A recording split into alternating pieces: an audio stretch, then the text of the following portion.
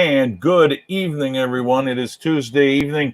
This is the Mass Comedian X cast. I am Mass Comedian X, and there is Big Ace. Hello. And hello. How are you, sir? How's it going? Very good. And this gentleman to the below of us on screen, we're very happy. He watched our show a couple of weeks ago, and we got to talk to him a little bit and interact with him. João, I'm not going to say it right. Please say your name. I butchered it already. Well, nice try. Hi, everyone. My name is João Basílio. I'm the owner of Smarkdown, which is a Portuguese YouTube channel dedicated to pro wrestling content in Portuguese. So if you never heard of me, that's completely fine. Mostly anyone has. I'm like a hidden secret thing in Portugal that talks about pro wrestling, which is very small in this country. But I do it for the love of pro wrestling. My friends and I do it for the love of this business. And I'm very glad to be here, and thank you for having me. And we're very, very happy to have you with us too. And let's see what we got on here. You've already got fans that are stayed up late to watch you. Yes, I do. Good. My good pal Andre, who usually shows up at the streams. Also, he's a great dude. I suspect there's a couple of guys watching. So this is awesome. We love it, and we're very happy that you folks stayed up late with us because it's 2:00 in Lisbon. Yes.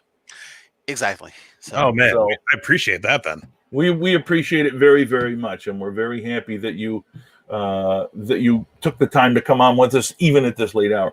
Now, let me ask you just a couple of questions quick as we move along here. So you've got a really good following for Smarkdown. About how many followers would you say you've got? Off the top of my head, I don't know when was the last time I checked, but it was like almost 4,000 on YouTube, about 6,000 on Facebook. And I barely use Twitter, so I don't even know. So yeah, and I got a little tight community on Discord. It's pretty good. I'd say that we don't reach the entire country in terms of everyone's in it. Sure. But I'd say we got it's big. It's big. Yeah. And it's just a YouTube channel. I don't have a website. I mean, I have a landing page with the links, but I don't have a website. The biggest website I've been collaborated with them.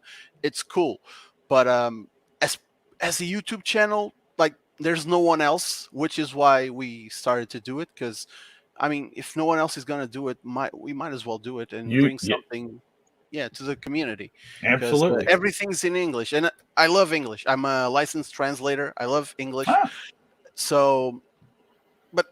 Some people just don't speak English, and we're trying to bring some content to them. That's awesome. Absolutely, and I think it's fantastic. And we were talking about how people watch professional wreshling in Portugal, and it's not always available by, shall we say, legal means. Yeah. It is available on our biggest sports channel, which is Sport TV. I think right now we have Raw, SmackDown, and I don't think we have NXT and Impact.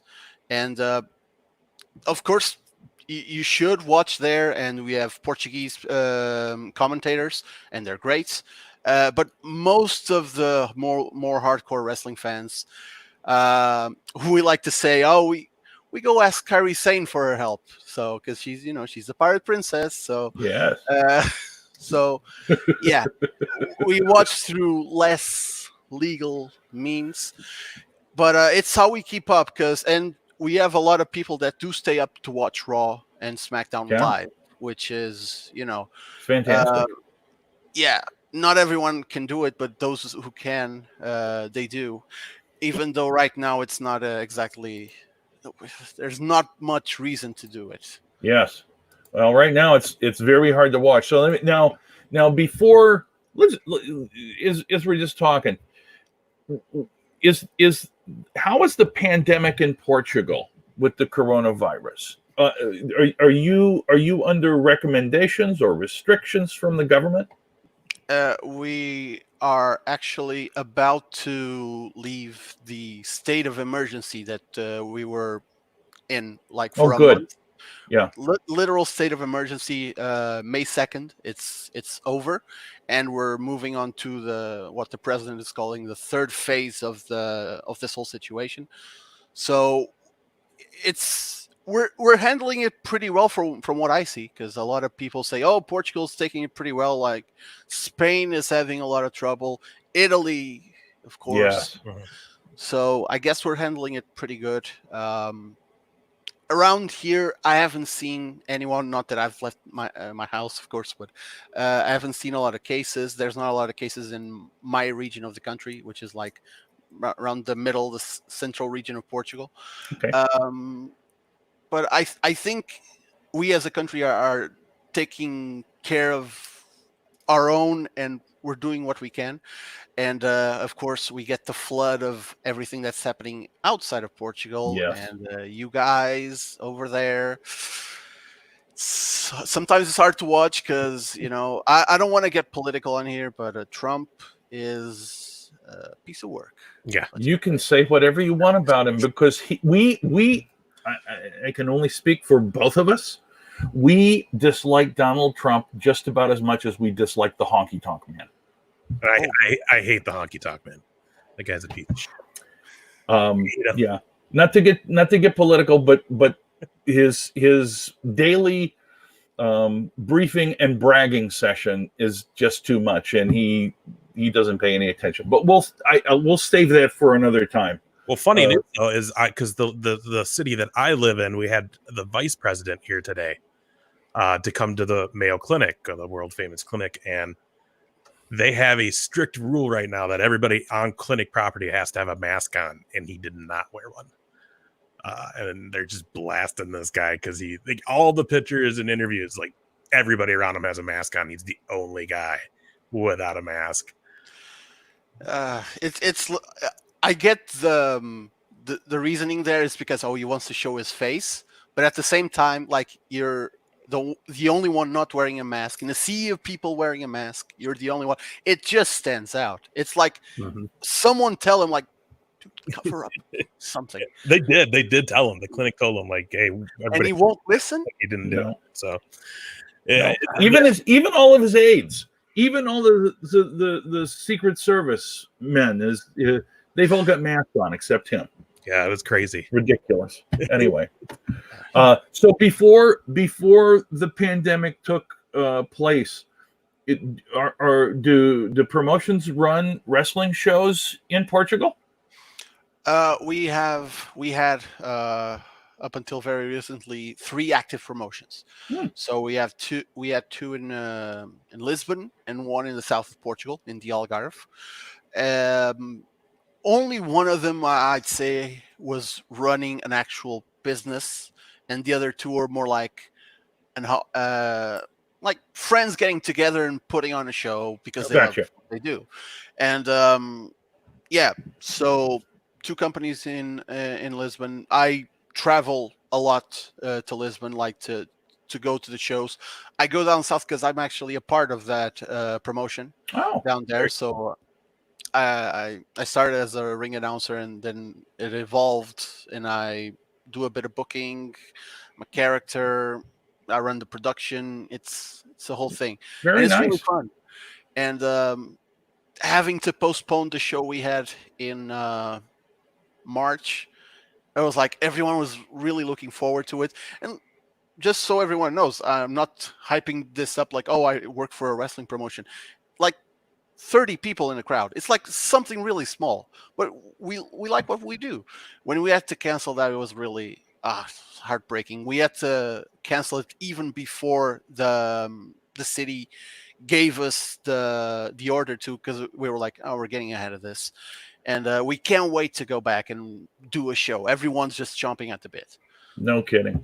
We all are all over the world, I think, looking forward to being able to go and do things with people again. Yeah. So anyway, well, that's very nice to know. Now, what we normally do is we run through Raw, SmackDown, and Dynamite and see if there's anything we want to say anything about. We've been, to be honest with you, long-winded in our in our discussions, but we're gonna have Ace run through the cards and the results, and if there's any comments that you have about anything going on, please feel free to hop right in there. All right. So SmackDown. So the whole thing too, running with all of this week's show was the 25th anniversary of Triple H. So a lot of promos and packages for him going on SmackDown and Raw, as well as the actual in-ring segment that happened on SmackDown. The New Day in the ring opens up as the new champs. So what are they going to just end up feuding with Miz and Morrison for these titles? Is that what's going to happen? Kind of seems that way. Although they want to bring the Forgotten Sons in too, right? Yeah, but they're kind of like they've always been the other team. Even when they were in NXT, they were trying to make them seem like a threat, but with all the good tag teams, they were always that third or fourth tier team. And lo and behold, they bring them up to SmackDown. It's the same thing because I get what they're going for, but they just look plain, and they just look like next to the Miz and John Morrison, two great charismatic dudes. Next to the New Day, same, and they're like cookie cutter soldiers, and we're bad, and this country forgot us, and everyone was like, yeah. Hey, by all means, push them and give them a chance. I'm not saying nothing against them, but something needs to change there because it's, to me at least, it's not working. Yeah, and Alex, thanks for watching, buddy. The Bushwhackers, I would say, comparing them to the Lucha House Party, Yes. It's like, what the hell? I mean, they make the Lucha House Party look absolutely electric, and I don't know. And the other thing about it too that I thought was they just released all of this talent, many of which are way better than that crew. Nothing against them, but why would you get rid of a Gallows and Anderson and keep these guys? I mean, other than the fact that it's a little bit more money, that they're saving. Anyway. Okay. Well, I always felt they were just basically a dressed down Sanity. So it was hard for me to get on board because I was just like, I liked Sanity and I felt like they didn't kind of get as far as it could have gotten. And then the Forgotten Sons came out and I was just like, no, I don't know. I don't know. I what I'm excited for is that eventually Woods comes back soon. And I know some people won't want to hear it, but I'm excited to finally see the breakup of the New Day. Yes, in German, the Lucha House Party. Good one. That's, I don't know how, I don't know, Alex. I don't know that that's good or not, but it's, anyway. We had a Money in the Bank qualifying match with Drew Gulak, King Corbin. Corbin gets the win, and then lays out Gulak again.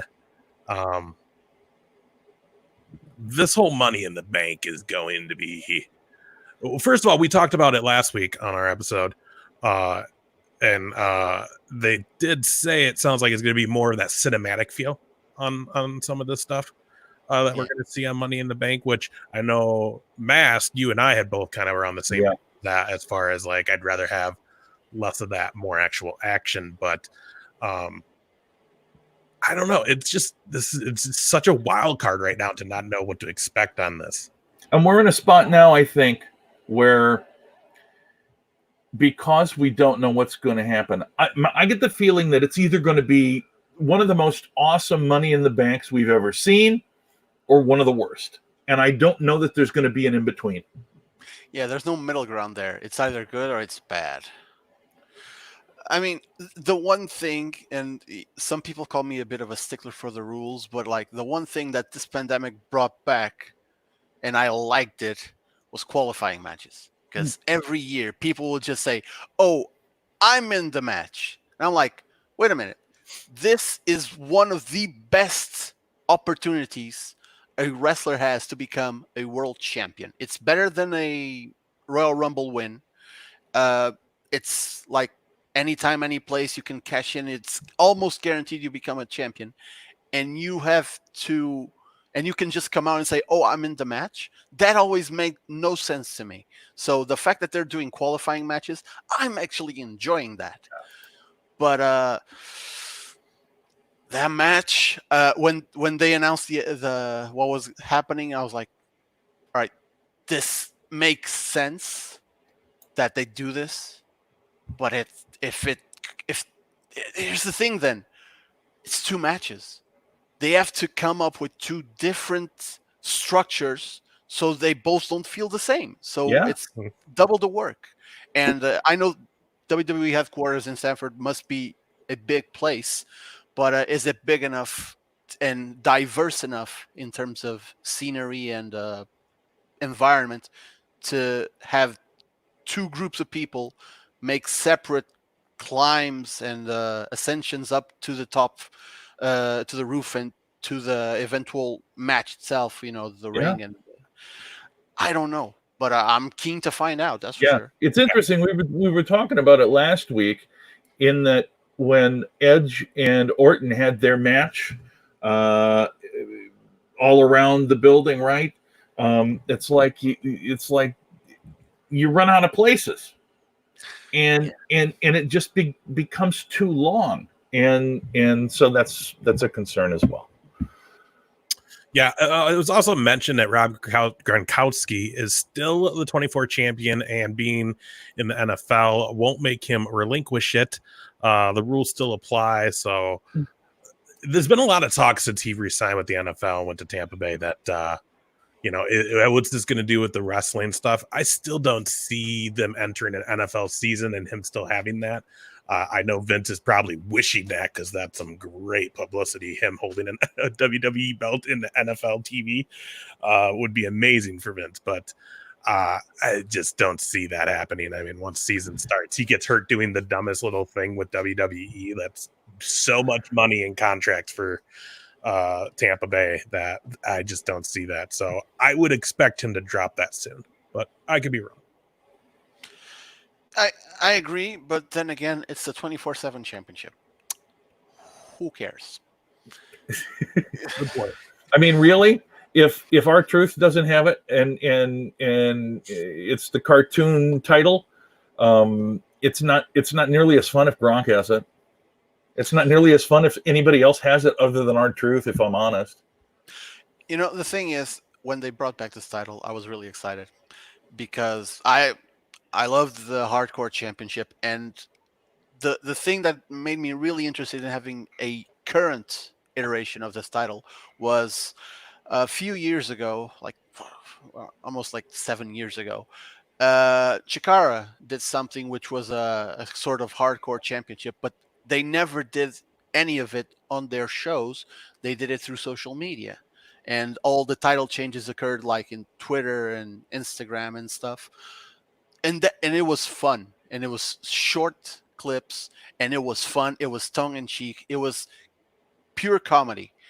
And I was like, if WWE, who has this massive reach and is so social media oriented, can have this title, it's a title that can change hands in live events. No one cares, but it's a further tool to make more people watch their YouTube channel, to go to their website.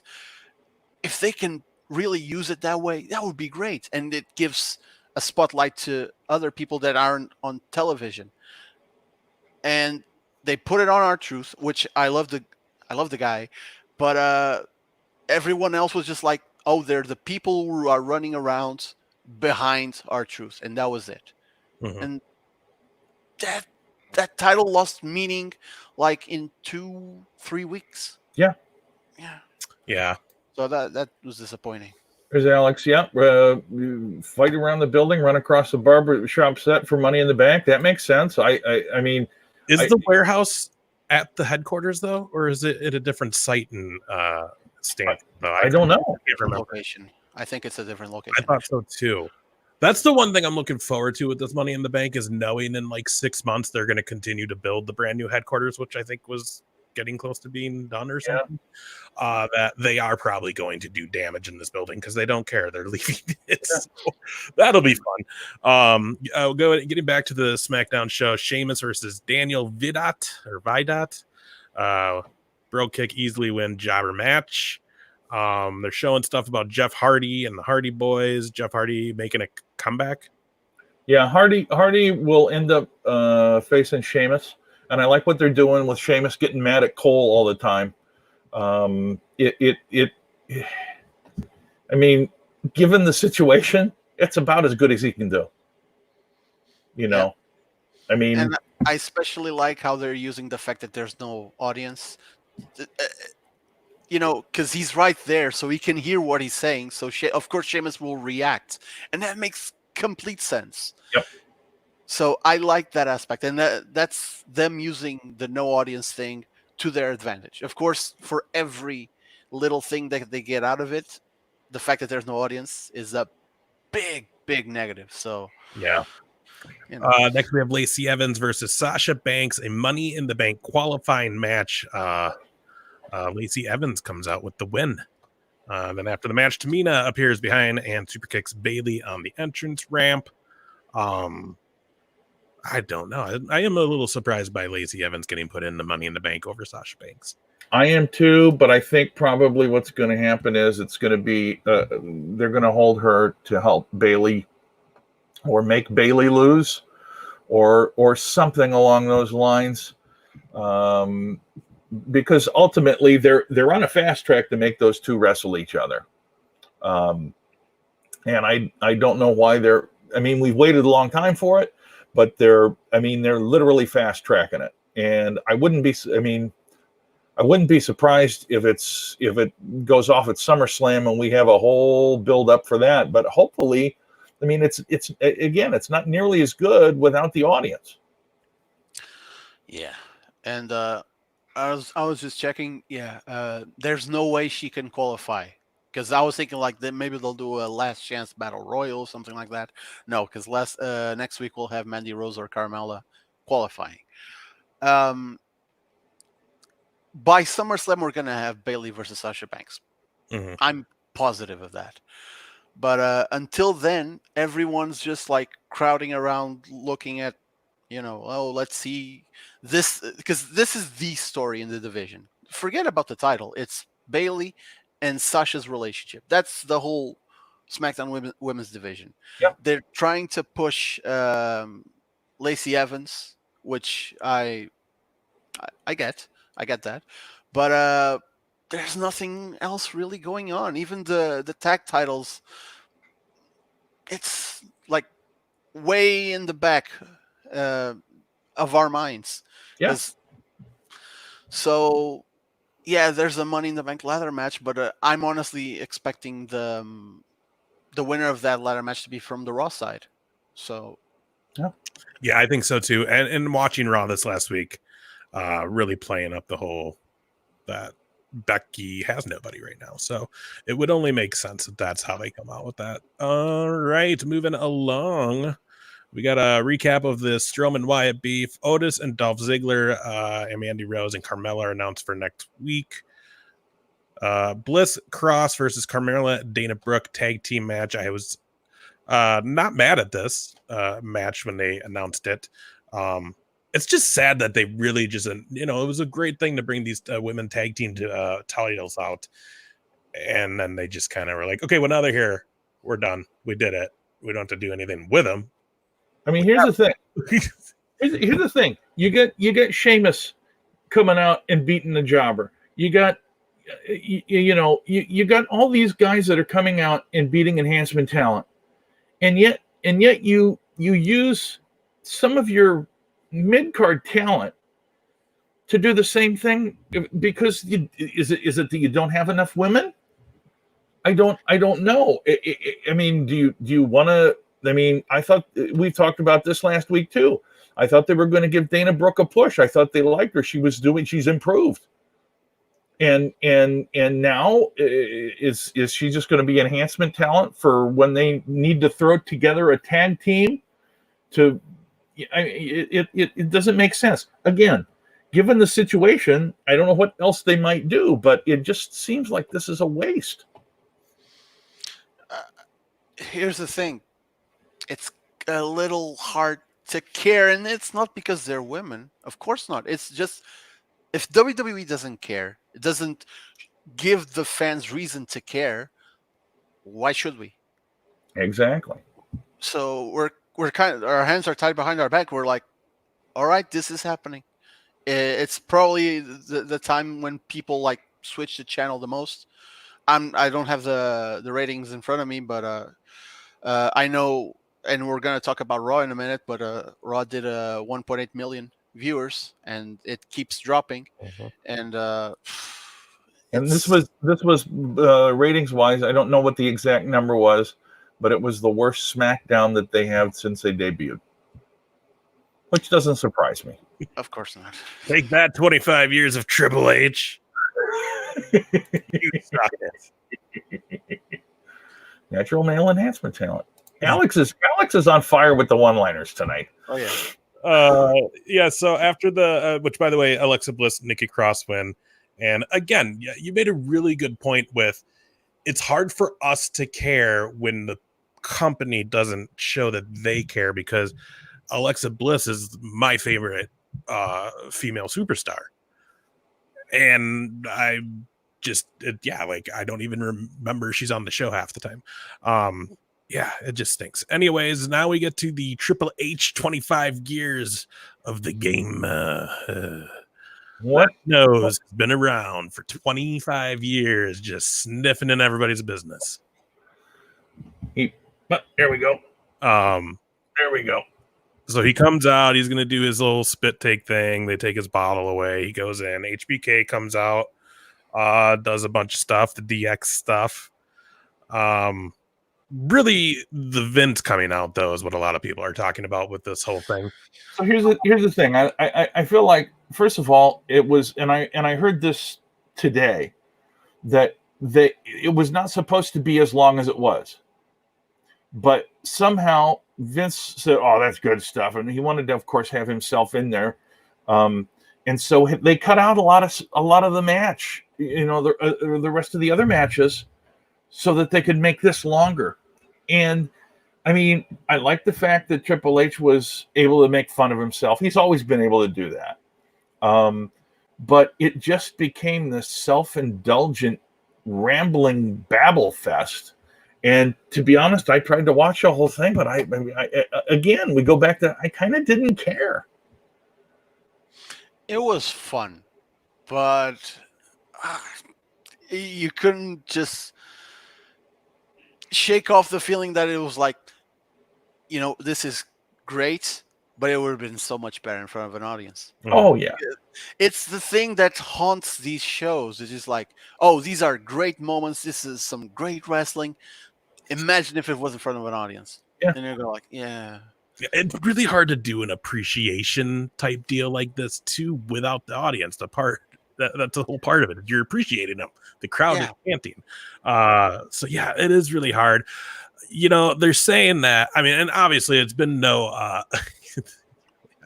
obviously it's been no secret that this last 2 weeks of Vince McMahon's life has been pure hell for him in regards to all the COVID thing and him taking it as a personal attack. It seems like the XFL, the lawsuits that are now coming out from the XFL, obviously the ratings, stocks, everything that's been happening. A situation in Florida, honestly, I'm surprised not more news outlets are shaking this around like a dog with a bone, because literally, if that's not a storybook picture of how to bribe a state government, I don't know what is. It's baffling that more media outlets aren't picking it up. Over here, it's got some coverage in some online publications, but even then, the first thing that came to mind is like, the news is gonna get over here. They're gonna put it on television. They're gonna go like, look at the Americans saying wrestling is essential. This is so stupid, and the Americans are so stupid because it's the narrative, Mm. and wrestling is so stupid because it always gets the short end of the stick. Yeah. Wrestling is the redheaded stepchild of entertainment. Yep. And this is just another opportunity to beat down on wrestling. And the thing is, over here, we got a lot of people committed to bring wrestling to the general public and show it's a great way to, spend an afternoon or to entertain yourself. Every time something like this comes out, it just keeps putting it down. And I say this in Portugal, but it's all over the world. Like, I don't even know what to say because it's hard to me as a wrestling fan. I did a video simply entitled "Wrestling Isn't Essential." A lot of people disagreed with me, but it's just facts. It's not essential. Mm-hmm. But I thought this was common sense, but apparently a lot of people are like, oh, I got to have my wrestling. That just makes me a bit sick because people are thinking about entertainment before they're thinking about the health of the people that give them entertainment. And that's something a lot of wrestling fans don't think about, which is the health and safety of the people who give us all this entertainment. And I do. And those people who are saying that, it's a very much of a monkey dance state of mind, and that's that thing too. In all honesty, I'm 100% behind you. Shows should not be happening, period. I don't think they're doing them. I'm watching them though, but it's anybody who legitimately thinks wrestling is essential. I don't know. Then again, we live in a very, very weird country. Masked. Yeah. Obviously, you'll see who got voted our president a few years back. So things are goofy sometimes here. So I don't get how it didn't become a way bigger story. Yeah, being that it's basically a bribe. But if anybody's going to get away with it, Vince. Yeah, exactly. If you watch the Snuka Dark Side of the, you know what I mean? Like, pro, I guess. Say, hey, Freddie, thanks for looking in, Freddie. We appreciate it, buddy. And we're doing pretty well. You got two boys in Minnesota and one young gentleman in Portugal. So we're all loving wrestling and talking about it and staying safe from the virus, which is what we are supposed to do. But yeah, I mean, it's the politics behind all of this. British wrestler in Toronto. Well, thank you very much for looking in. Hop in with any comments you might have as we discuss things. We're always happy to get other opinions. The health and safety of WWE wrestlers. Yeah, well, that's all. I mean, it's all 100% true there, Alex. But it ultimately, for me, what boils down, and we talked about this either last week or 2 weeks ago, I have absolutely zero problem with the wrestlers. I have a huge problem with the greed and corruption of Vince McMahon, because right now I feel like he is one of the most corrupt businessmen in this country, because he paid a bribe in order to continue to make wrestling television programs in a state that deemed it non-essential. And to me, that shows you right there how much he truly cares about his talent and the people that he's paying. The people that make him money. The thing is, you see Vince do this, and at the same time, you see Ring of Honor paying people, keeping on paying people for the shows that they didn't do. You see Impact paying wrestlers and promoters that they were going to work with for shows that were canceled. You see the Japanese promotions going up together, united. Yeah, that was the greatest thing. It was like, I mean, seeing Tanahashi say, I don't care if wrestling is the last thing that starts up again, as long as we do it safely and as long as everyone's taken care of. Like, he's not thinking about himself. Hiroshi Tanahashi is a very successful and probably very wealthy man, but he's thinking about the smaller promotions in Japan. New Japan is thinking about the smaller promotions. And I don't think Vince has given us a second thought to his own employees, let alone the rest of the wrestling scene. So that just sometimes it makes you question, do I really want to support this product? Yeah. Right, and it is, and it's the talent, the people that are in that company that's why we do. It's funny though. There's times where I've gone to shows like, why did I just give him my money? But I still do, and I gave him my time on Monday as we move into Monday Night Raw. One very big noticeable change on Monday Night Raw before we get into it, and that is Samoa Joe back on commentary with Tom Phillips and Byron Saxton. If you ask me, a welcome change. Yeah, I mean, Joe gives a less cartoonish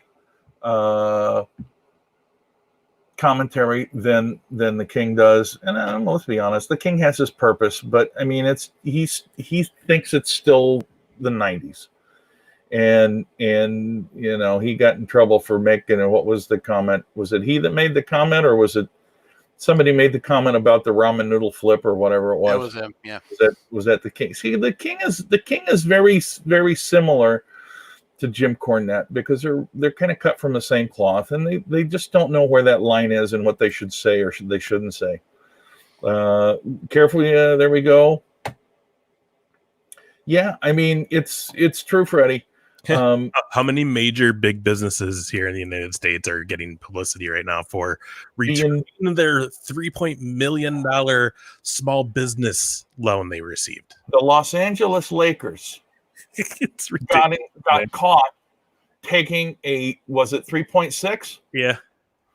And of course they gave it back, but it's like, well, why in the hell would you even take it in the first place? We've got numerous huge restaurant chains that took money that was meant for small businesses. And I'll tell you what, when I found out that Vince McMahon fired over 400 employees from WWE, I thought, I wonder if that bastard is trying to get under 500 employees so he can get a loan. I really did. Oh man, I you know what would be really interesting is if he never did the XFL again, what would actually be happening right now? Yeah, because that hurt him when that season had to get called early. Because to be honest, it would have probably made it to a second season. People were liking it; it was picking up steam, and then just right in the middle of their season, it got cut. So yeah, yeah, a lot of changes it did. All right, so let's otherwise, we're going to get way political. Raw, MVP, the VIP lounge. Good to see that they're keeping MVP around. Yeah, he brings out Mysterio, Apollo Crews, and Aleister Black. They come out there. Obviously, they get interrupted by Zelina Vega. Now, this is what bothers me. Zelina Vega, Andrade, Angel Garza, and Austin Theory. How does this stable not have a name yet? Yeah.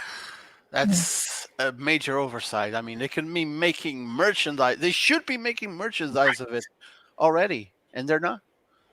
I mean, and again, I go back to the fact that Zelina Vega is just absolutely killing it as a leader of this stable. Absolutely killing it. Yeah, even more reason why they need a name so they can start, making money off of them. Yeah, but maybe they're not, because in the short-mindedness, Vince probably says, we're not having house shows. We can't sell anything in arenas. Well, and and the other thing too, yeah, that's probably. Oh yeah, I think that's probably true. The other thing too, though, is they're already kind of setting up the whole how Andrade is not really into it. So maybe they're going to break these guys up a lot sooner than people were hoping for. But either way, they come out, they demand the Vegas boys. Yeah, that would work. They demand those other three gentlemen spot and Money in the Bank. Of course, this leads to a match. Mysterio, Black Cruz versus Andrade, Angel Garza. In theory, Mysterio, Black, and Cruz with the win, making Apollo Cruz look all kinds of tough in this match. That was great until, what happened afterwards, where they took him out of the match as Money in the Bank. Yeah, started him out so high to just bring him down by the end of the show. Again, we're celebrating the 25th year of Triple H, the game, and his sledgehammer and all that good stuff. So we get a bunch of flashbacks on Raw. DX Foreman in 98. You got him and Taker, I think, came out. You had I don't even remember all of them. But the next match was Asuka versus Shayna Baszler versus Nia Jax. This could have been, I felt, a really cool match. They would have let them all work together a little while. Three big talents right there. But it just kind of was just that little melee, and Nia Jax takes them all out. My biggest fear about Nia Jax is they're going to put her prominent, and she's going to hurt somebody. Oh yeah. I mean, let's put it this way: Asuka and Shayna Baszler.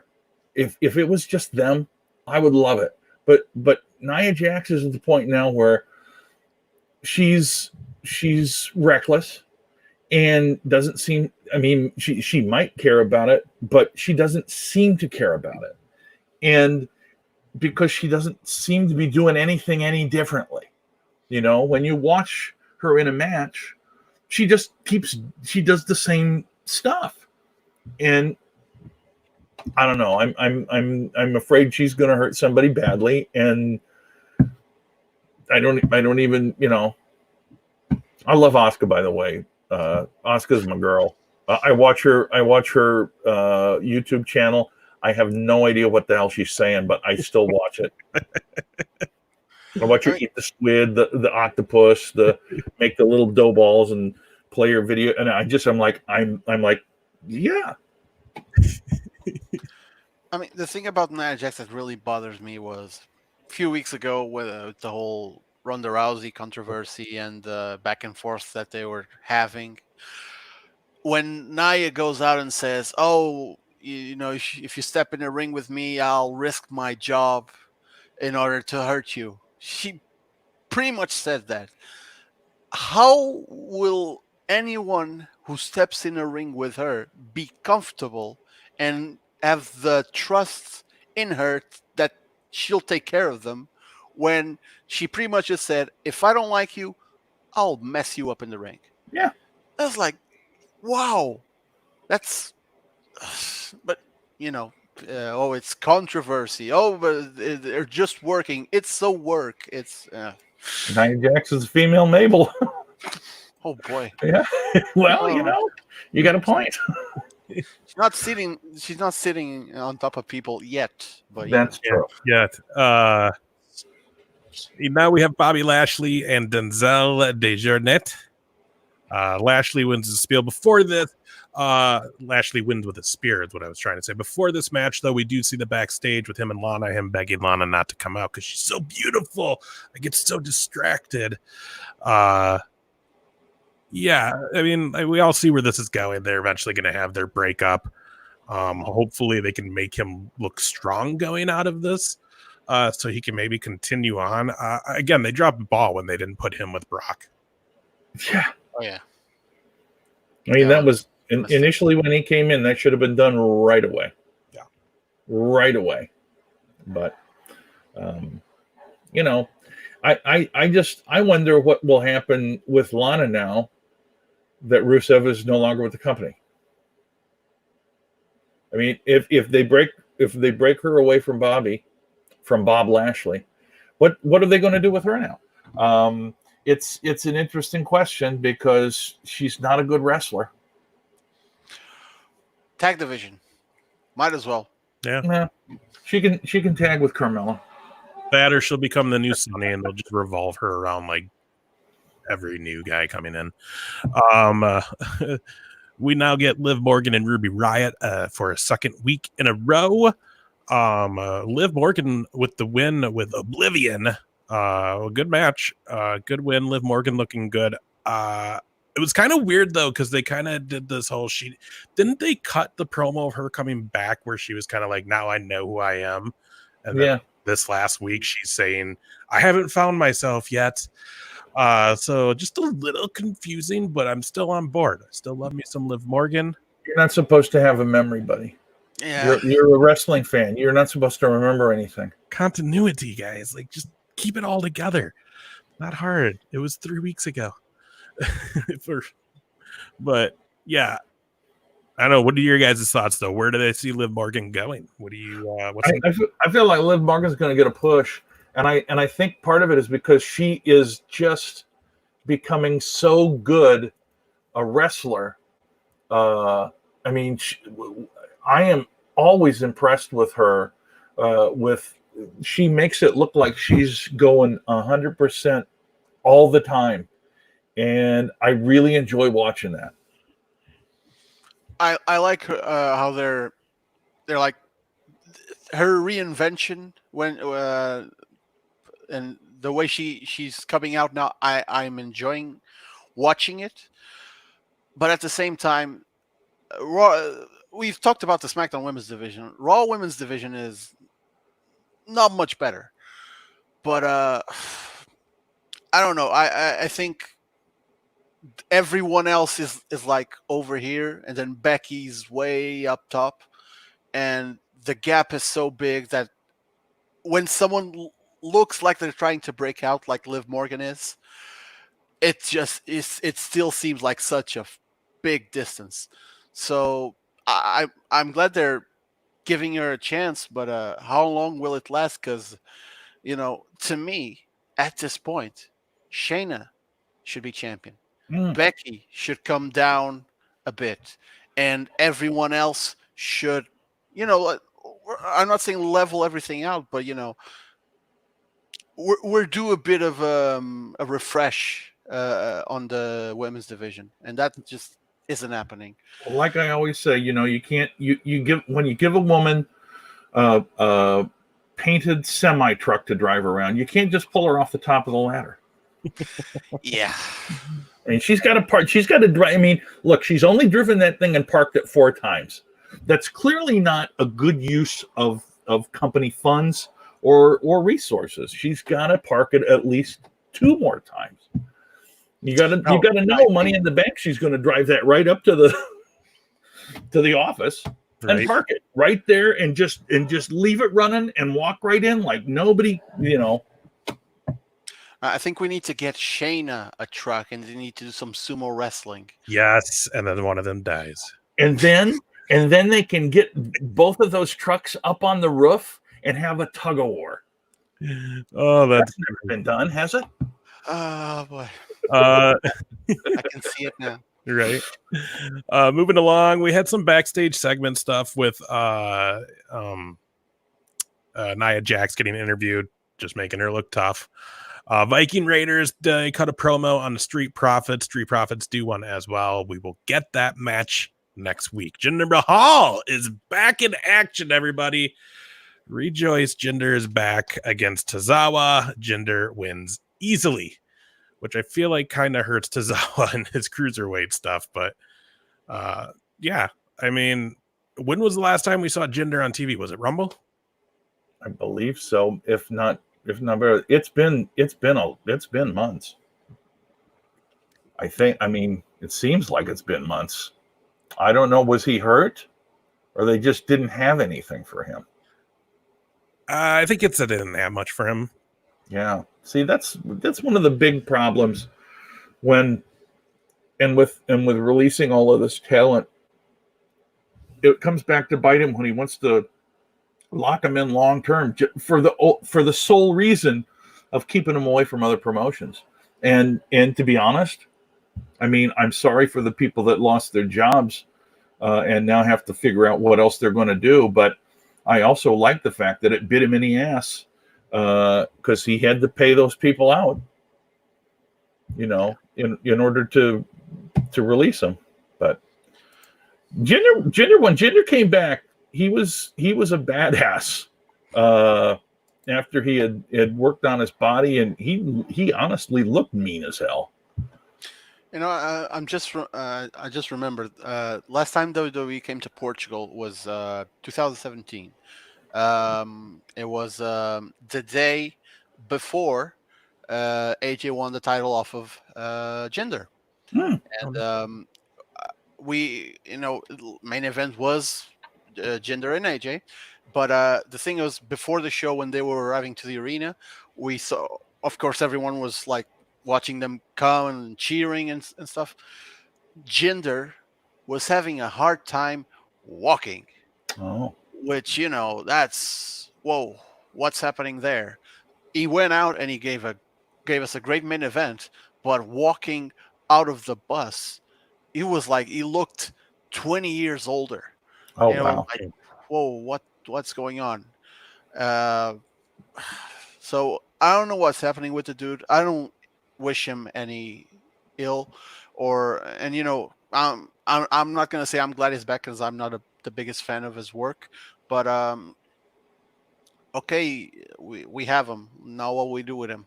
That's what I want to know. Right, where are we going to go? We also had a backstage segment with Andrade, Zelina Vega, and Apollo Crews, which leads into a United States Championship match.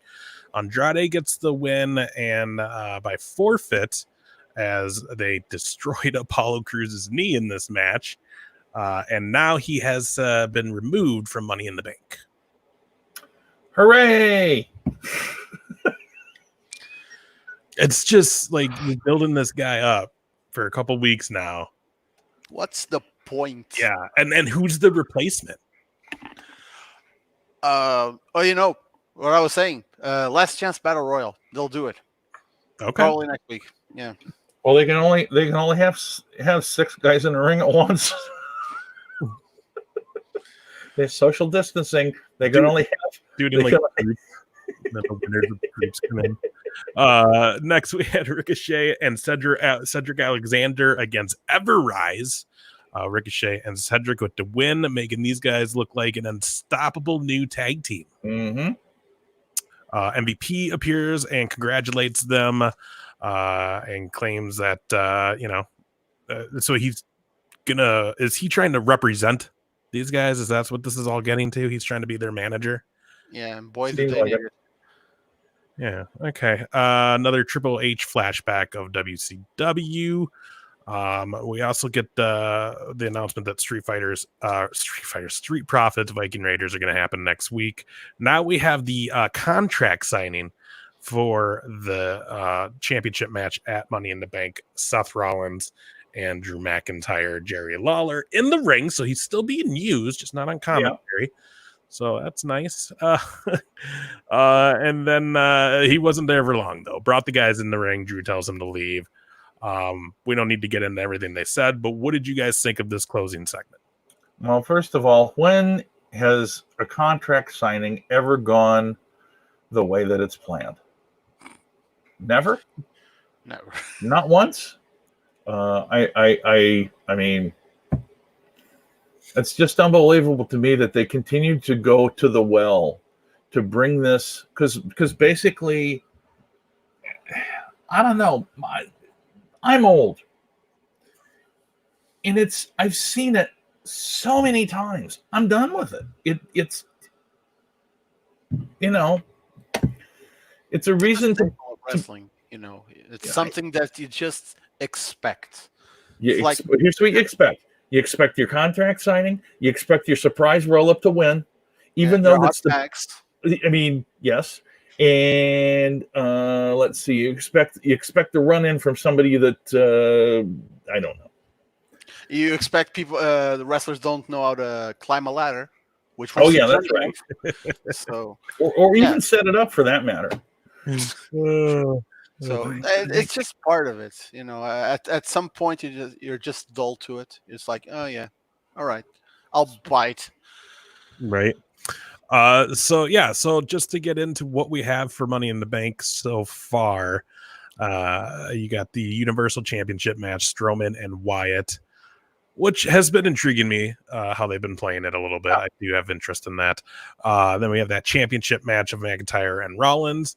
The women climb the corporate ladder. And right now it's Nia Jax, Asuka, Shayna Baszler, Dana Brooke, Lacey Evans, Mandy Rose, or Carmella.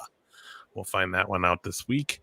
The men's Money in the Bank, Apollo Crews, not anymore. Aleister Black, Rey Mysterio, Cesaro, King Corbin, Otis, and Dolph Ziggler. If Otis wins Money in the Bank, I would be so happy. But here's the problem. It's something that we all would like to happen. So guess what? It ain't going to happen. Right, exactly. And then Bayley versus Tamina, which happy for Tamina, but an odd match. Very odd match. Yeah, I can't say I'm really looking forward to it. It's like what, 10 years too late for Tamina? Like they've Yeah. never used her in her prime. And here's the thing, like they want to keep using her. That's great. Do something else with her. Not, it's always the same. Like freshen her up. Do something a bit different. So we're not like, oh, here comes Tamina again. It's like, I know that she's a big girl and she towers over a lot of the roster, and sure, she has to use that. You can't hide that, but go a different path. She has charisma. They just don't let her show it. Yeah, because sometimes she can get a word in and it's entertaining, but they just don't let her show that side of her, and I simply don't understand it. I'm not going to say, oh, it's going to be money. It's going to be the next big women's superstar. It will be entertaining at least. That's all I'm asking. Maybe the problem is that Vince doesn't think she can do a good Southern accent. Oh boy. Oh, You never know. It's just yeah. Well, that's our WWE stuff. So Money in the Bank. We got one more week of shows, then we get that big corporate Money in the Bank. That'll be a lot of fun to watch. Of course, we'll bring you all of the predictions that we have for it next week, as well as afterwards. We'll bring you some results and opinions on that. You guys want to talk some Dynamite? Oh, sure. Get into it. TNT Championship Tournament match. Sammy Guevara versus Darby Allin. Darby Allin with the win. Man, I could watch these two work all night. I thought Darby Allin had killed himself when he dove out and hit that rail. I mean, literally, just it's like, I'm doing it, and just, I mean, stopped himself with his head. It was insane. That guy has zero fear.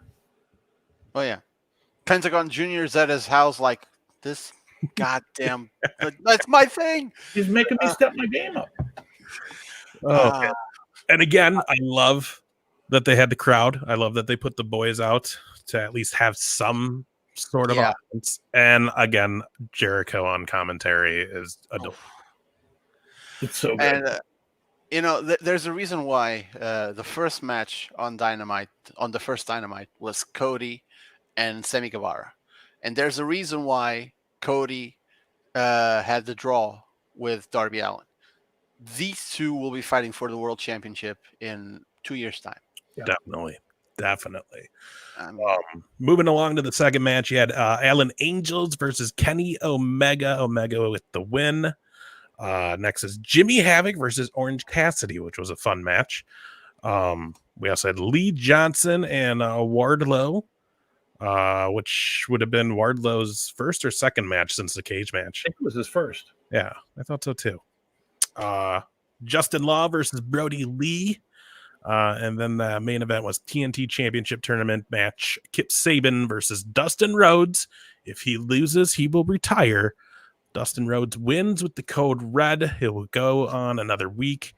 I mean, we kind of see how this is going to play out, Dustin. At least in my head, Kurt, you guys have an idea, but Dustin's going to be badly beaten by Archer, and then it's going to be Archer and Cody at Double or Nothing. Dude, now, do you think he dangled out the retirement in this match against Kip Sabian? Do you think he's going to do that again against Lance Archer? No. No, yeah, I don't No? think so. I think I don't know. I was gonna say I'd like to see that. I'd like to say Jake would get involved, but I guess I don't know. I don't know if he's gonna leave. Well, I don't think he'll leave, but um, I, I would just kind of almost like to see. I don't know. I'd like to see something where he gets beaten so badly that maybe he wins by disqualification, but he's beaten so badly he can't perform. I don't know. That would make the finals the semifinal between Cody and Darby Allin. Yeah, well, the Cody and Darby Allin is already a thing, right? Yeah, it's gonna happen. Yeah, And it's Archer. I mean, ultimately, I think it's going to be Cody against Archer because Archer will have killed his brother. that's the thing. I also thought that for the longest time, but I don't think they're gonna give us that match just yet. I think it's gonna be Darby and Archer, and I hope Archer interferes in Cody's match and costs him the match. That would be very interesting. And the fact of the matter is, Archer can throw Darby Allin like a lawn dart wherever he wants to. Yeah. I mean, he can toss him around much easier than he can toss Cody around. Oh, and here's the thing. I'm saying Darby and Archer for the finals, and I'm also saying Darby for the win. Oh, really? Oh, yeah. And I know what you might say, like, oh, but Archer is having this massive push and he's being made to look like a freaking beast. Yeah, but on the other side, you have this guy that just doesn't give up. Yeah. And I think he's more suited for that mid-card championship. At Double or Nothing, you may get Cody and Lance Archer, and if we don't have it by then, it will have it soon enough, and that's where we should push Archer to. It's not a championship, but it's a feud with one of the top guys in the company. I'll tell you what, I like your idea way more. I would love to see Darby Allin get that win, and it would make way more sense to like you said, to not have Lance Archer and Cody Rhodes be a title match, or at least this title match, because in the realm of things down the line, they're both probably going to eventually be back involved in the actual heavily championship title picture. So I like Not that. Cody, though. Cody can't. Cody can't until, Yeah. Until they fix that. until something happens. Yeah, and we also had another the Inner Circle bubbly bunch. Mm-hmm. That was hilarious. Yeah. It's just, I mean, when you put together what they're doing, and you put together being the elite, and all of, I mean, they are absolutely killing it. Versus what is WWE doing right now? Besides nothing. They've got their show, and that's pretty much it. And you're forgetting about Broken Matt stuff. Oh, yes, absolutely. Which I was going to bring up. I don't know about you guys. I love the fact that he was crazy guy, and then he was himself talking straight to Jericho. I love that. Yeah, it's like he's bringing out his mortal side. Yeah. Sorts. Yeah, that makes. And here's the thing: it makes no sense in real life, but this isn't real life. This is pro wrestling, and in pro wrestling, it makes sense. Yes. Yeah, I love it. And I'm excited to see, like, is this going to end up being the whole Inner Circle eventually goes to the compound?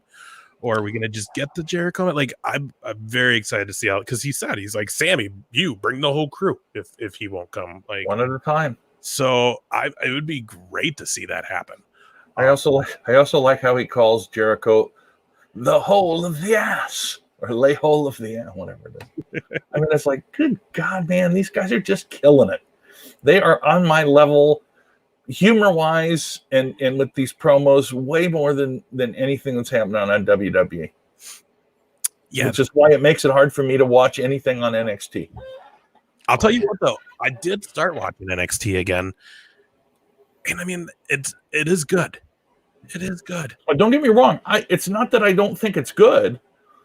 It's just that when you have only a certain amount of time you want to devote. Oh no, yeah, I give it everything. But I got excited again this week watching the last 2 weeks worth of it. I like what they're doing with Tegan Knox, Dakota Kai, and now they got Shotzi Blueheart Blackheart, yeah. Shotzi Blackheart and I can't remember the girl's name that's with Dakota Kai. Raquel Gonzalez, or did they change her name? It's Gonzalez, I think it's Gonzalez. Yeah. And then you got the Killer Cross and Scarlet attacking Ciampa, and that's going to all come out now. Gargano and Candice going heel now, and they're going to take over NXT. Adam Cole still killing it, which I'm ready for Adam Cole and Undisputed to just be done in NXT and come to the main roster. Velveteen Dream and all that stuff. It was fun. It was a lot of fun. Makes me want to watch it a little bit more. But interesting news too came out with NXT, and that is that Velveteen Dream now has gotten in more trouble. Yeah, doing things he shouldn't be doing online. So we'll see how that affects his future, I guess, going forward. Yeah, you can't be sending out Velveteen dick pics. No, you cannot. That's just not. It's not acceptable. I refuse to comment on that because I saw the allegations that were made, and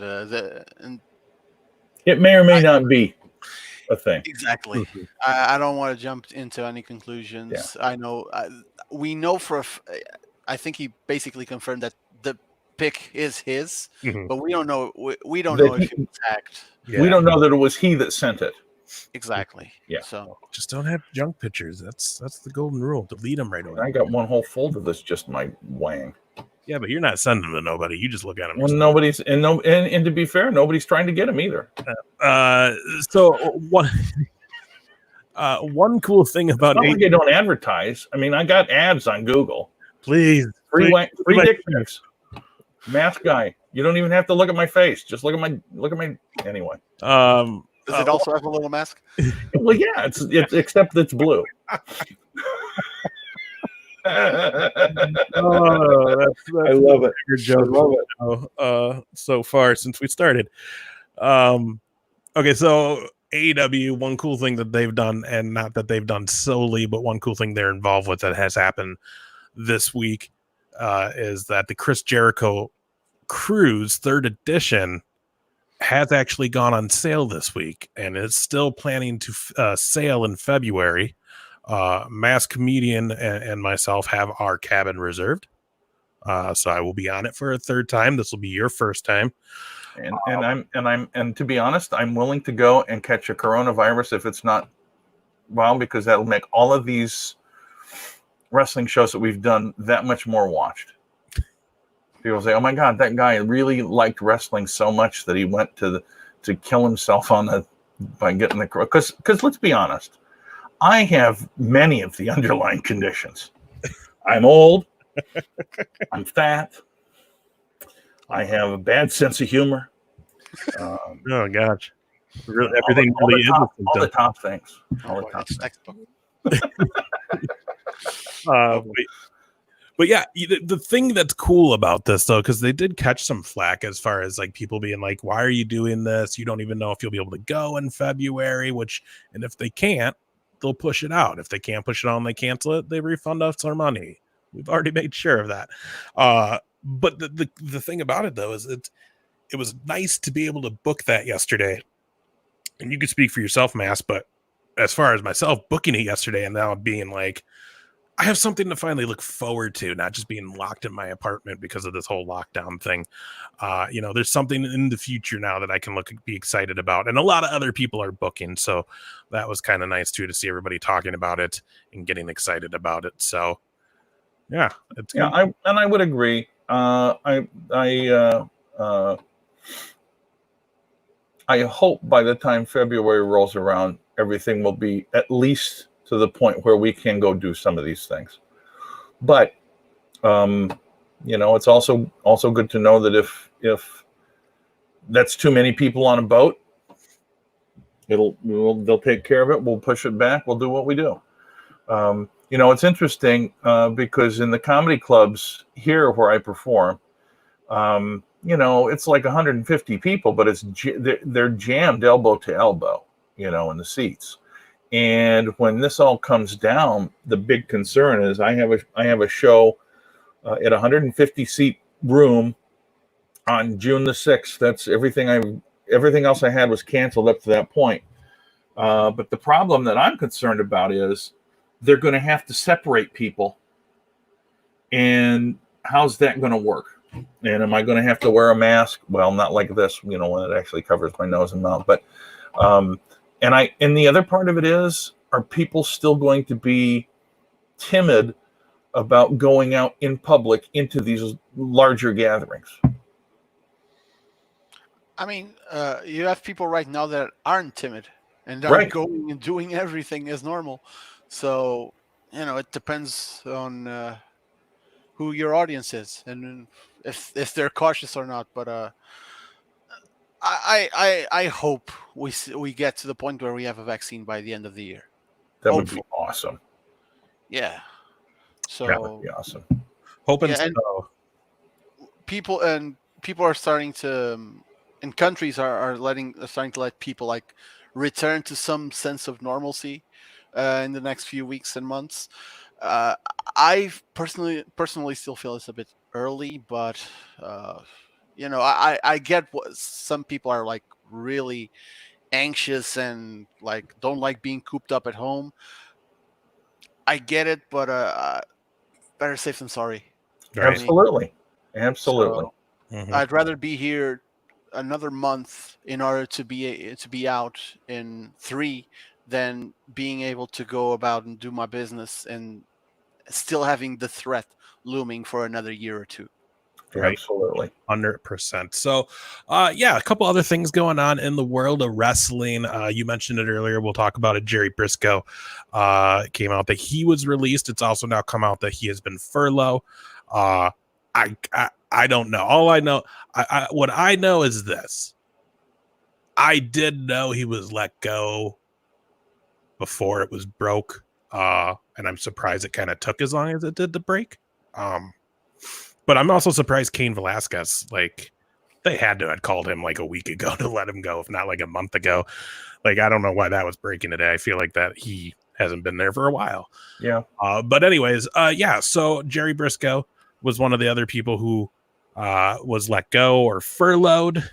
It's just going to be really interesting to see if they do bring these people back that have been furloughed or who actually does come back. Jerry is saying that he has been furloughed. I haven't talked to him personally about this, so I don't know. And I haven't talked to Wes since this broke. Not about this, at least. So I don't know much. And again, I don't say anything. You guys, sorry, but I don't unless they're talking about it because I respect my friends. and That's a good thing to do. But I do know that Wes and I will be doing a show tomorrow. I don't know if we'll touch anything on it. Just because as of right now, we're slated to have Chavo Guerrero join us. So we'll probably be busy talking with him. But I'm sure we will get some sort of statement from his dad, from Papa Briscoe, in the next week or 2 here, and we'll share it with everybody. So, but yeah, again, what was the total tally of people let go through all this from WWE? Just talent or entirely? The entire company. It was over 400. That's a big number. But you have to realize if they probably let go a lot of office staff. They probably let go a lot of people who were on the road crew for the live events. See, that's the people that I like, the road crew. I get that. Furlough them. Yeah. You're not on the road, but you're going to be eventually. I get that, but it was just, I think the shock with all this is just there were some names, like you guys said, the Forgotten Sons. What the hell? You keep them and you get rid of the club? Yeah. What are you doing? That's silly. Which, on a brighter note, though, Luke Gallows did file a trademark for Sex Ferguson, so he's coming back. The best news I've had in weeks. Gotta love it. It's the greatest thing. Some of the stuff those guys. Have you guys seen the Wrestling Road Diaries by Colt Cabana? Have you seen them all? So you've seen the second one with it's Colt, Luke Gallows, and Cliff Compton. Cliff Compton, yes, or Deuce, right? Or was he Domino? Domino, yeah.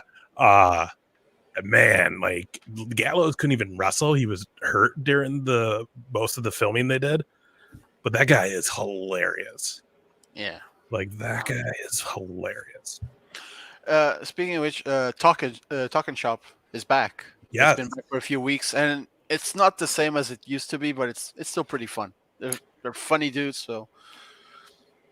Yeah, and then it looked like Zack Ryder and Kurt Hawkins are doing stuff with their show. Probably the smartest thing that they've done was not giving WWE full control of their figure show. Oh yeah, because now they can just go with it. I know I talked to some people who were like, I can't believe he had stuff on Pro Wrestling Tees as quick as he did from being let go. And it's like, well, that's because they do his figure show stuff. So they were probably already had things mocked up in case this ever happened. But I mean, I would it assume surprised people. It didn't surprise me. I mean, Zach's always been the most forward-thinking guy and quick to think on his feet to capitalize on something. I mean, it's not a great design, but it was like everyone was like, these guys are getting released. We got to support them. So he could have put on anything on that shirt, and people were gonna buy it. And it was like top seller as soon the day it came out. So yeah, dude knows what he's doing. I compare him to Colt Cabana, as in a guy that was like, maybe he wasn't the best wrestler, but he knew what to do. He has a great business sense, so he's gonna do fine. And I think he's AEW bound. So yeah, and that's what I was going to get into before we get to ending this for the evening. Is with all the layoffs that had happened, we've had time to kind of let that all sink in. The names, obviously, the landscape of what's happening in the world of wrestling right now. No one's probably getting hired right now, obviously. But when things get back to normal, there is just a great list of names that AEW, Impact, ROH, New Japan, all these companies can go after. Even WWE might try to bring some of them back. So that's my question is, where do you guys, I want to see your guys' opinions of where you think some of these names might end up. Like who out of the list of people who are let go, give me a few people that you're like, I'm almost willing to bet he's going there. Well, there are some obvious ones, I know, but. Yeah, I mean, I heard like, just in terms of one of the bigger names, I heard that Rusev was already on their radar anyway. Now, does that mean that that's the best place for him? I don't know. I mean, he's going to be a spot where he can kind of write his own ticket, but that again is going to be relative to what can ROH pay him. Does he want to go down? In essence, ROH is a downgrade if he goes there. AEW isn't. Same thing with Impact. Not to say that they're bad programs or shows. It's just a bit of a downgrade because he won't have the same audience. But will those promotions be willing to pay more to bring somebody like that in who's going to have a ready-made following that comes right with him? Having said that, I think it was Jim Ross said that, yeah, we're interested in Rusev. So who wouldn't be? Yeah. Yeah, exactly. Well, exactly. But it sounds like Gallows and Anderson are headed back to Japan. Who else is there that I'm missing that are like glaring? Oh my God, Eric Rowan. Who knows what he's going to do? I mean, he can. I recall when you and I went to the Slammy Awards, which was, by the way, don't ever go to the Slammy Awards live. It's the worst. It is the frickin' worst. Well, let's just be clear, though. It was actually Monday Night Raw. It was just the Slammy Awards edition. Doesn't make any. I don't. It was the last one they've done. Yeah. We get to see the last one, and the reason we get to see the last one is because it was shitty. It was awesome. But I don't know. I mean, do you feel like Eric Rowan has enough going for him that he's going to go over to AEW and be part of Brody Lee's herd? I don't feel like he does. I mean, the stuff they had him doing with the fake spider at the end made him jokey. Oh, I nearly forgot about that. Oh, see, God. it's like some of these guys, it's almost like, yeah, okay, we're going to make you look stupid now, and then you can go ahead and go and see what you can do. Yeah. It'd be easy to say, oh, he's going to join Brody Lee. He's going he's going to AEW. He's going to the Dark Order. Honestly, I think he's one of those guys that he's either in WWE or he's not involved in wrestling for some reason. I don't know why I have that perception of him, but who was I thinking about a minute ago? That oh yeah, you talked about Impact and Ring of Honor and AEW for Rusev. I want that man in New Japan. Give me Rusev versus Ishii, and they're gonna have to reinforce the ring twice because it's gonna be a freaking amazing. Oh god, I can't. Oh, just thinking about it. I mean, who else was released that I wish I had the. Oh, I know, Eric Young. Here's a guy that can really help out an AEW in terms of like being that player coach role, and Chris Hero. Yeah. Oh, again, I think he's going to be snapped right back as soon as possible, and maybe he's holding out for it, and he has his shop on Pro Wrestling Tees. He's trying to make a quick buck off of it, which of course. But if WWE don't hire him back as soon as possible, oh god, he'd be a great addition to any company. So it's the possibilities. Really, there's a lot of great talent out there. Yeah, I'm really interested to see where Heath Slater is going to go.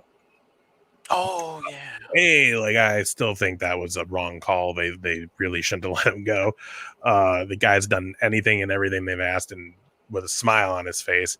But now, seeing after him being let go, like he's like fired up now, and he's like hitting it hard. He's working out.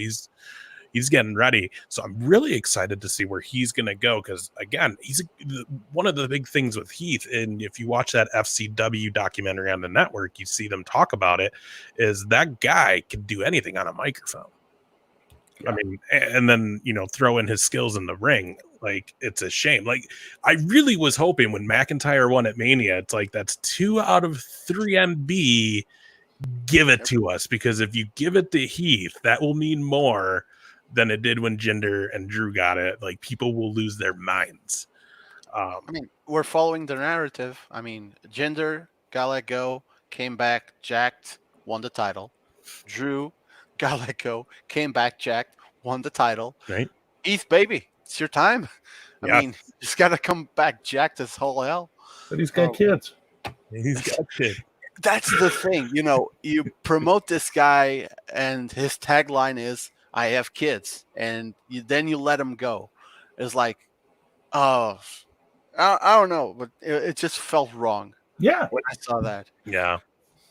One other thing. Zack Ryder, I think for sure will be in AEW. Cody and him they're already talking.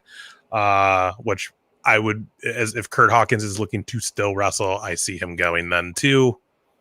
They're boys. Why wouldn't that happen? But yeah, otherwise it will be interesting to see where some of these other names end up landing. Yeah, and NWA is a wild card out there too. That might grab up some. Oh yeah, that's right. So, one other question I want to ask, and then that's all I got for this week. Yeah, I want to get your guys' opinion, and that is, again, with all these laying offs and stuff. Obviously, Drake Maverick got a lot of attention for his video that he posted after it initially happened. What is your guys' feelings? Because and maybe you haven't seen it. I know you probably haven't, Mass, just because you said you haven't been watching NXT. But he's in the Cruiserweight Championship tournament. He has 2 matches in this thing. These are happening post him being already fired, and word is he is not going to be used after these 2 matches. Yeah, and they're using the storyline on NXT now. That he cried.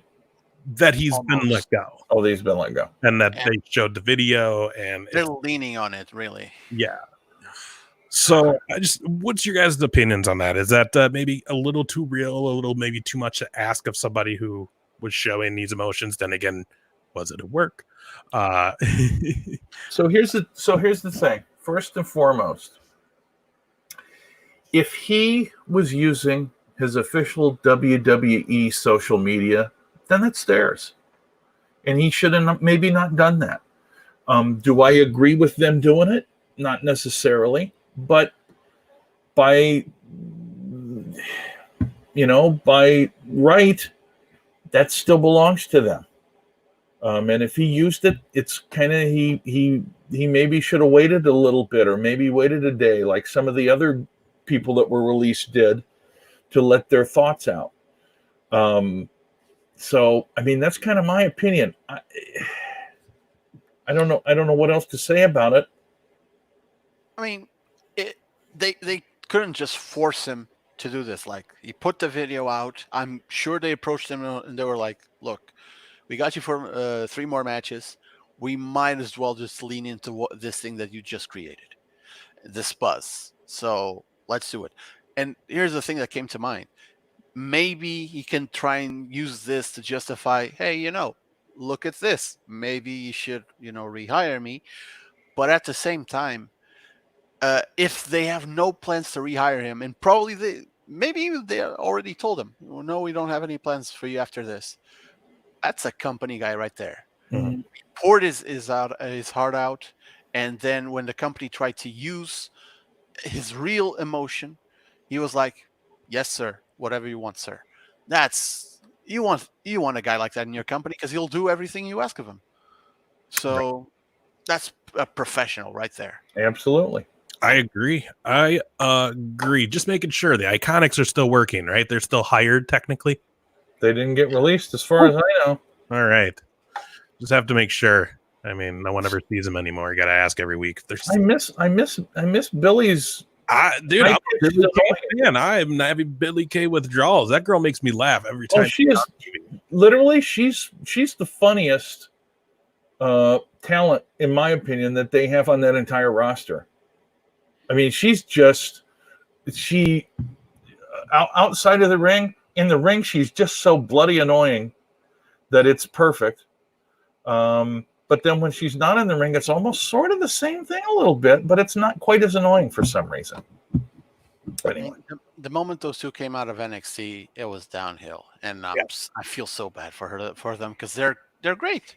They're both great. They really are. Yeah. Well, Mask, what do you got? Anything or? I have 0, my friend.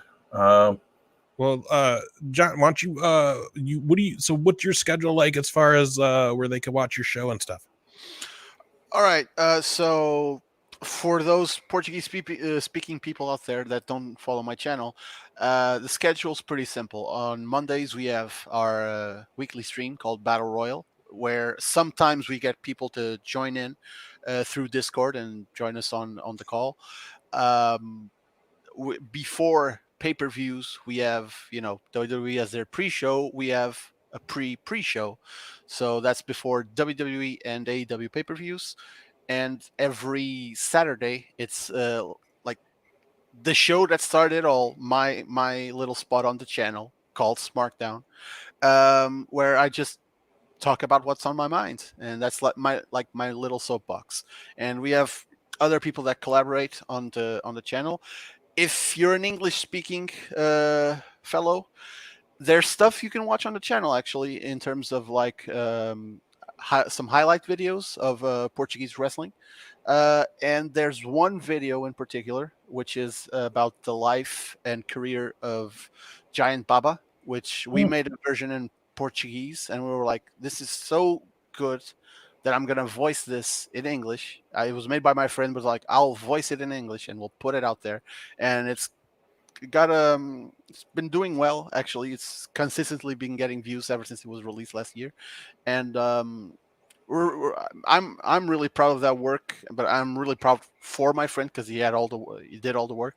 And that's in English, and I think you can understand my accent, so do check it out. Yeah.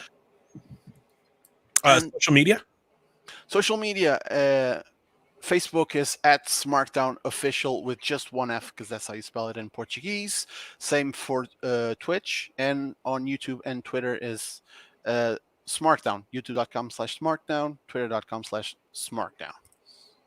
Awesome. You know what? It has been fantastic having you here with us. And I got to tell you, I appreciate you staying up such your time because it's what now? It's 3:30 now? Yeah. My gosh, you are a true wrestling fan, and I can't tell you how much we appreciate you being on with us. Yeah. Please let us know if there's anything that we can ever do to help you out. We are certainly more than happy to. We're also happy to have you on anytime with us that you'd like to be on. I'd love to come back if you'll have me. I mean, at this point, I'm a wrestling fan. I love to talk with other wrestling fans about wrestling.